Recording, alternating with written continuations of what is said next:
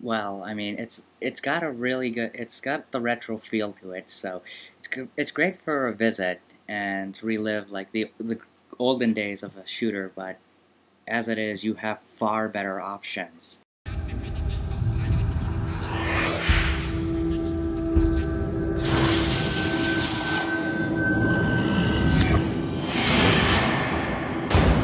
We have unlocked the key to another world. With this power at our fingertips, ordinary men will become.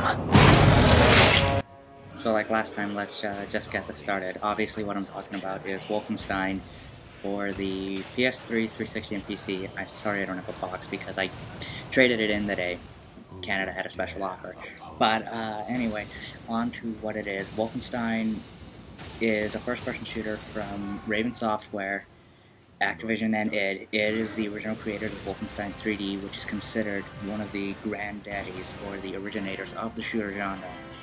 And since then, it's been spawned off. Back in, I believe, 2001, we had a sequel, Return to Castle Wolfenstein, which was amazing, and the real reason it stayed was its multiplayer. And now it's 2009, and Wolfenstein's back. Except this time it's just not called anything, it's just called Wolfenstein. So with that, you would think that this is a reboot, but instead it's a sequel. This is a sequel to Return to Castle Wolfenstein. In it, you still play as the main hero of the series, BJ Blazkowicz. He's been sent to the fictional German city of Eisenstadt, I hope I pronounced that correctly, to investigate these paranormal activities that the Nazis have been doing. It involves this thing called Veil. I'll get into detail into that in a minute. So it's basically kind of an investigation about what's going on, why, and trying to stop the Nazi plot. The story, for what it is, it's actually pretty interesting, but it does feel kind of predictable. And there are references to the previous Wolfenstein games in there, so keep an eye out for that. But as I said, Wolfenstein has this kind of retro feel to it, and by retro, it plays like older shooters. Like this plays similarly to Return to Castle Wolfenstein. In fact, is you just go and shoot stuff. It's as simple as that. They do mix it up with a couple of objectives, with a couple of mixed objectives. But the interesting thing here with Wolfenstein is that it doesn't follow a linear structure. It doesn't 100% follow a linear structure. What happens is that it all takes place. Is that there's this hub world called in the city. There's two of them. I'm Midtown and Downtown. Spoiler for Downtown. Basically, this is the hub world where you go get your missions. So you basically run around these environments, going to you only have two sources to go to for your missions. Glorious weapons of Germany.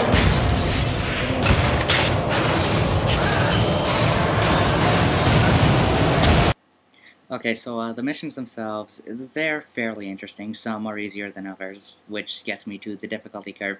It is kind of a little off balance. There are parts of it where, this is just ridiculously easy, and then there are parts where it is just kind of insane.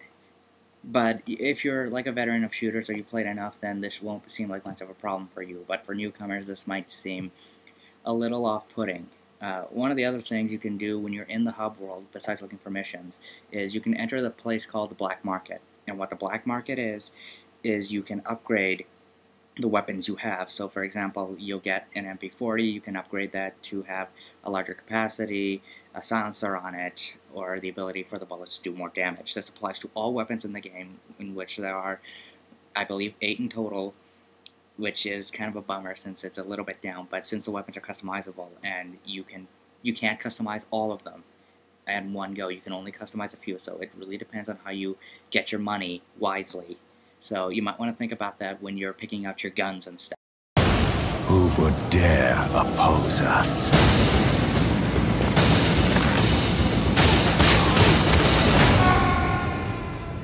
When do I get started? But in terms of the campaign itself, as I said, it's fairly interesting. It shouldn't take you that long to finish. I mean, I played it on hard mode, and I managed to finish it in about 5.5 hours. So, and don't let that be off-putting. I mean, you can still replay the campaign. When you're done it unlocks a cheat menu which allows you to use one of 4 cheat codes. One of them is unlocks for all your guns, start off with 1,000 ammo, and unlimited powers in your Veil, which I haven't talked about the Veil, so let's take care of that right now. The Veil is, as the game says, it's a supernatural force and allows you to switch between the real world and the Veil at any time. And in the Veil, you can use one of 4 powers. There's just the basic Veil power, which allows BJ to just speed up, allows him to move faster. Then there's one that slows down time.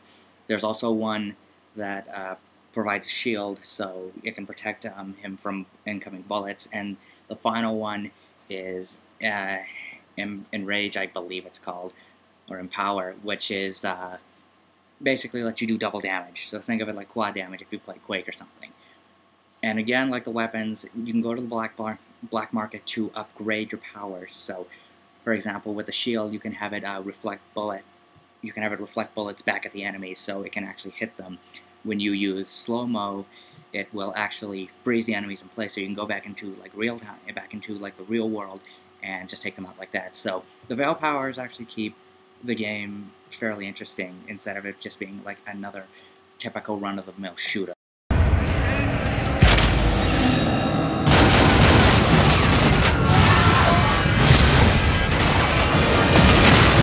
The only other thing I can mention with Wolfenstein is its multiplayer, and the multiplayer is actually modeled after the multiplayer that was in Wolfenstein Enemy Territory. So it basically works the same. You have the standard mode, which is a team deathmatch, an objective, and a stopwatch. Team deathmatch and objective are your standard stuff from Wolfenstein Enemy Territory. Stopwatch is the more interesting one in the fact that the team sets a time limit for the opposite team to complete their objectives.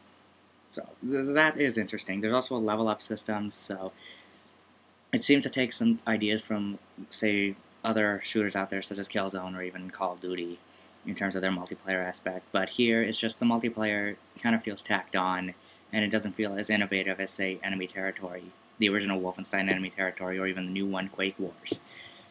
So this may not keep you busy for that long, but it is a fairly good distraction.